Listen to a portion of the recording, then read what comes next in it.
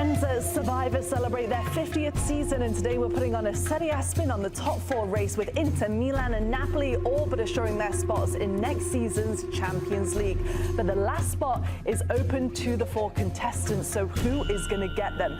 For the surprise package of the campaign, Como enter the match day with the best ball control at nearly 61%. They continue to push with their intricate movement. Meanwhile, since the arrival of Daniel Malin from Aston Villa, Roma have outplayed their competition, seemingly covering up a hole that was really lacking for them. Yesterday, Juventus added 8 shots on target to their season total, with one of them being the game winner by Jeremy Boga. They've seemed to share the goals amongst them without a star striker. And finally, Atalanta have outlasted all the Italian teams in this year's Champions League, but they seem destined to bow out this week. However, can they push to be part of it all next season? In Serie A, we are on season 94, and it is time to vote for the island and who makes the top four in the Champions League. Welcome along, everybody. That was amazing. Our production is getting top level. Yeah. Okay. That was good. Has anybody get in? Yeah. They've been amazing. Look, we got stools now. Get in. So what did you think about them before? Exactly. We're improving. You could always improve, right? What's your mouth? And now it's all falling apart. She's already dropped her thing. Did you say season 50 of Survivor? Season 50. Has anybody watched 5-0. on Paramount? It's incredible. I love this show. I would never be able to do it. I'd be too hungry. They're not allowed to eat. They have to do all these tasks. We try to go on fast. Sometimes, you know, our little thing, we try to do like a little, skip breakfast. Poppy cannot fast. I can't do it. He gets hangry. She is the hungriest person. I would be hangry and horrible on this if I couldn't eat. But I do love the show, though. So really how it works for anybody that hasn't seen the show, they all have to put a piece of paper in to vote out an islander at the end of each round. So we're kind of going to see who stays in the top four by voting in our islander. To see who we think is going to make the Champions League. So obviously, I think we're all in agreement, right? Inter, Milan and Napoli are the top three, so it's the final spot. Yep. The tribe has spoken, Marco. Who are you going with for yours? So I have stayed consistent from day one. I am loyal to this team. I have stayed consistent, yes. Loyal. From August to now, I'm going to vote with the team that I've kept from the beginning, and that team is Juventus. I just think that they have the quality. Now with Luciano Spalletti, you showed the stat that they have the second best attack.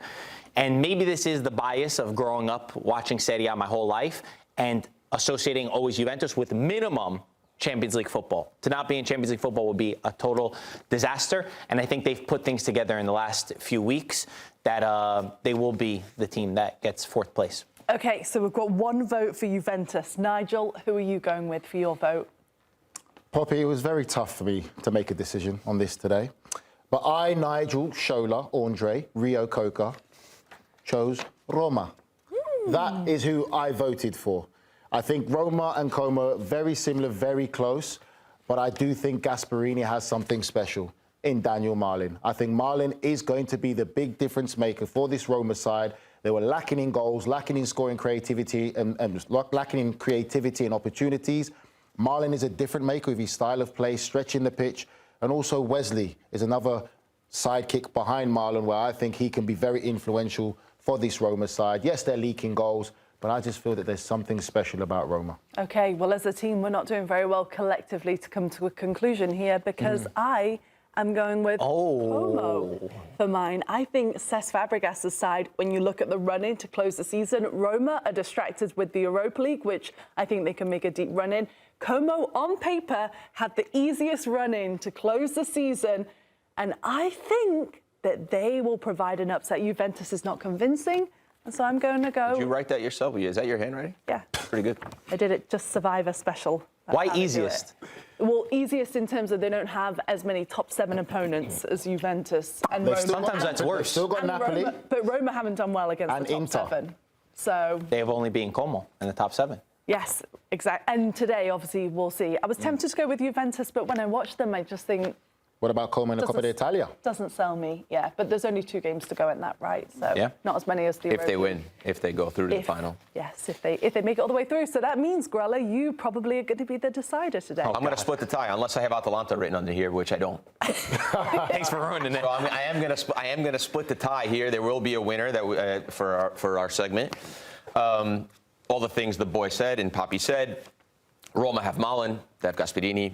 The team every week starting to look better, except for the last few weeks where they've had some spotty results. Como spent big money, right? They spent a couple $100 million in the transfer market. They've got all these different players. They got Paz. They've got guys like Dovicas. They've got Baturina on the bench as well. Cesc Fabregas has been one of the most exciting managers there is. But I'm going to stay with my day one pick and the guy who's been slapping the players around in the face to get what he wants out of them. Fino alla fine, I think it's a team that somehow, some way, with the DNA, with the history, find themselves always in the top 4 because they don't have a striker. They're missing so many tools. They're missing so many things, but somehow they get the job done. And We're so, waiting. for me, it's Juventus. Juve. It's Juventus that will be in the top 4.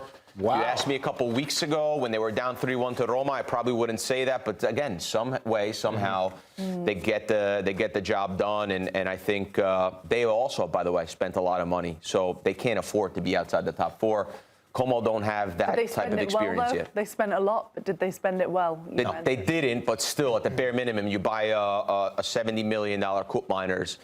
Even if he's worth $35 million now, he's still worth $35 million. So it's big money. What's the edge you see over Juventus over Roma? I think the know-how, I think the experience, I think the expectation of the club to be in the top 4, playing in those games. And with Roma, for me, Gasperini hasn't taken full control of that club yet. Starting to concede goals. When you talk about just the lineup in general, when you talk about that Mancini, Cristante, Pellegrini are their most important players. For me, that's not enough. And Malin, the introduction of Malin is very exciting and very good, but it's one guy. Dybala is injured every single week. Solé has been in and out of the lineup as well, so the 2 guys you can't count on. The front 3 has not been a front 3. What's going on with you? How many times are you going to drop that, Pops? Slippy. So By the way, front 3 Roma have a better defense than Juventus. Of course, better defense. 21 goals conceded. Better defense than Juventus, but still, I have my questions about Roma. Who are the key players for Juventus moving forward to make sure they finish in the top 4 then? Who would you have to single out?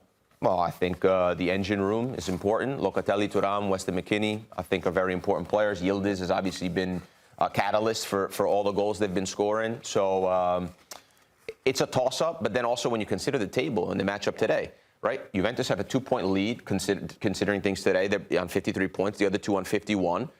And they're playing each other. And a draw looks very likely. A draw is a draw looks very likely. Yeah. And so Juventus have a head start also.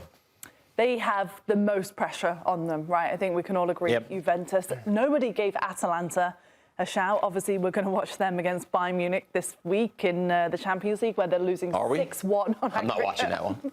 You've got to, Grell. You've got to watch it. OK, so the tribe has spoken then. It's going to be Juventus that is through to the Champions League, according to our picks. Yeah, absolutely. And they're going with this 3-4-2-1 formation with no real reference point in attack. We don't see Dovicas or Morata, their classic center forwards. We've seen this before, where Fabregas wants to overload the midfield, so he puts Cacere there, and you're going to see between him, D'Acunha, Sergio Roberto, they're going to hide the ball. They're going to try to hide the ball from this Roma team. Nico Paz is obviously a player that has made a huge difference. Baturina starting to score goals, starting to pay dividends for the money that they paid for him in the summer. I think he's a fantastic player. Buta is a goalkeeper, player that we don't talk about very often, but he's improved tremendously in the clean sheets that he's had and the way that he's come up in big moments. He was a question mark over the summer if they needed to get a better goalkeeper. Diego Carlos gives them a bit more experience and hunger in this side. So it's a very good lineup, and it's interesting to see how Fabregas has tried to find a new way to give something to this team. 2 strikers on the bench, by the way, if they want to change their look. So Morata, Dovicas, they're very important players. Kohn, by the way, also another player that is like Baturina, Paz type of player, coming from Celtic. Voivoda is a good name as well. Too. So Diao is fantastic. End of last season was incredible. So they've got some real game changers there on the bench. And I would What say, do you think, though, by the way, of Morata? Has he lived up to expectations for Roma? Because he was kind of a big-name player that they obviously brought in. For me, no. no, no, not really. For me, I just think that you wouldn't expect him to be starting really week in, week out as well anyway. I think how they're using him is probably what I would have expected him when he went to Como. I would say just as well, Diego Carlos for me is a key battle in today's game. And I think at times he can be a real, what's the word I'm looking for? Chair, relax. Yeah, at times. Happening the whole time. At times he can be a liability for Como for me. Ramon as well. Diego Carlos. Ramon as well. There's an interesting story with how great Da Cunha has been, by the way. When I was just in Como, the stats actually told him, said not to sign Da Cunha. And Fabregas said, you guys are looking at the stats the wrong way. We need to sign this player. He's not out on the wing. He needs to be playing in the midfield. And that they actually signed him. So you said that they spent 200 million, whatever you mentioned. Da Cunha cost them 250,000. 250,000. So they've also been very smart with the way that they spend money. They haven't just been throwing money at the team like Juventus have. Yeah, we're going to talk more about Da Cunha actually a bit later on. Good point. Roma, on the other hand, Daniel Marlin is the player that we've all been so impressed with, Nigel. Yeah, Marlin's been absolutely fantastic for them. And again, Kone is another player that's been very consistent. If you talk about consistent performers in this Roma team, that French midfielder there, Kone, has been sensational. Next to Cristante and Pellegrini. So that's the heartbeat of their team. Mancini, you'd hope to have a good game as well, to be very reliable in the back line there. But Wesley, for me, has been the one as well that's just got that edge, that different maker for me in this Roma side. Brazilian winger, but he's got that bit about him in the final third where he'll make things happen. Someone to keep an eye on also. And Dika suspended. It's going to be a big loss for them. So Gilardi gets a start in the back.